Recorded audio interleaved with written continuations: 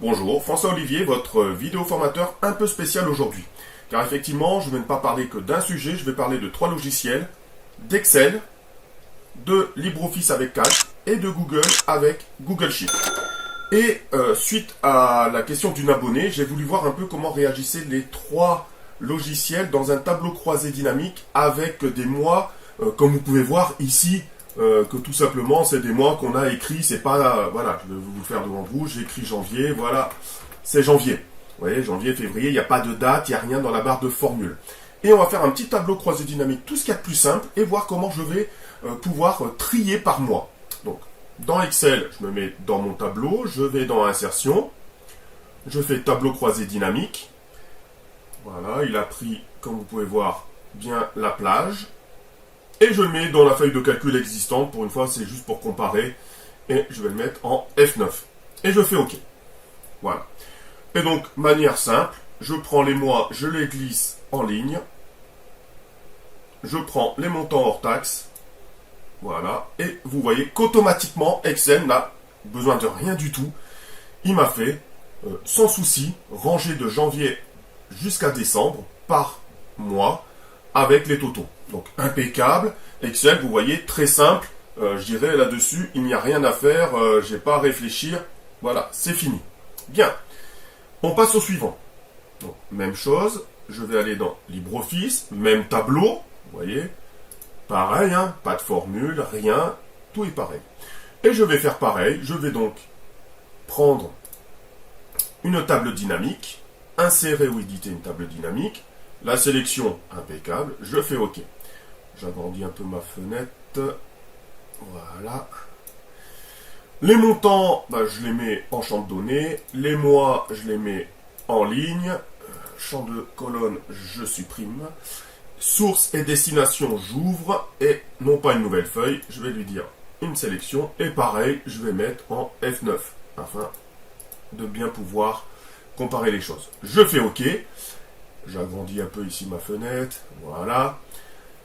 Et là, je vois que, comme vous pouvez voir, c'est pas du tout pareil. Ici, je suis pas rangé par ordre alphabétique. Je suis rangé par ordre alphabétique, je veux dire, et je suis pas rangé par ordre de mois. Ah, problématique. Non. Ici, la petite flèche. Je clique sur la petite flèche. Vous voyez qu'il y a tri croissant, décroissant, tri personnalisé. Et vous voyez que j'ai des tri personnalisés, par exemple, pour les jours, pour les mois. Et donc ici, je vais choisir de janvier jusqu'à février, mars, jusqu'à décembre. Je clique dessus, ça y est, c'est fini, c'est rangé par ordre de mois. Là aussi, petite manipulation, mais comme vous pouvez voir, très simple. On passe à Google Sheet. Voyons voir comment va se comporter Google Sheet. Pareil, vous voyez, même tableau, pareil, pas de formule, rien, tout est identique.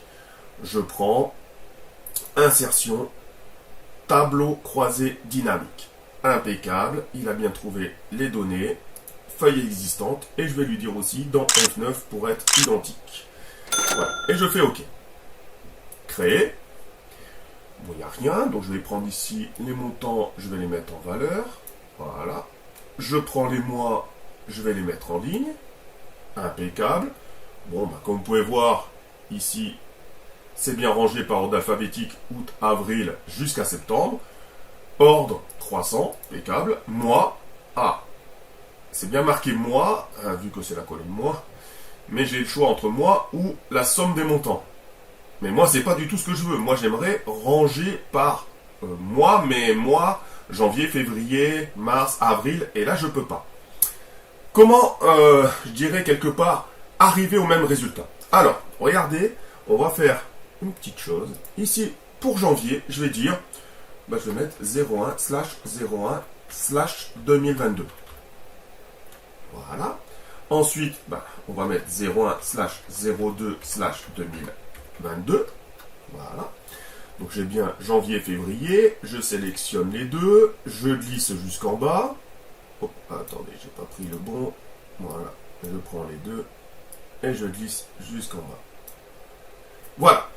Et là, vous voyez que j'ai bien janvier, février, mars, avril, mai, juin, jusqu'à à nouveau décembre, janvier, février, mars. Sauf que, bien sûr, vous allez me dire, c'est des dates et je ne vois pas janvier, février. Pas de souci. Nous allons changer ici Voilà, le format, donc en cliquant sur 1, 2, 3, et je vais prendre date et heure personnalisée. Du coup, ici, je vais effacer, supprimer. L'année, je clique, je vais supprimer. J'efface les petits slash parce qu'il n'y a aucune utilité. Voilà. Le mois, je vais prendre le mois, non pas en abrégé, mais le mois en entier. Et je fais appliquer.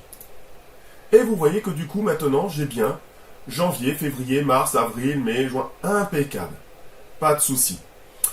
Par contre, ici, dans le tableau croisé dynamique, vous allez me dire, ouais, mais c'est bien, mais je vois janvier, février, mars jusqu'à décembre, puis janvier, et moi, j'aimerais bien grouper les mois.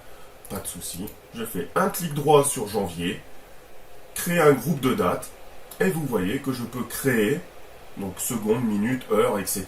Je cherche mois, et je fais grouper par mois.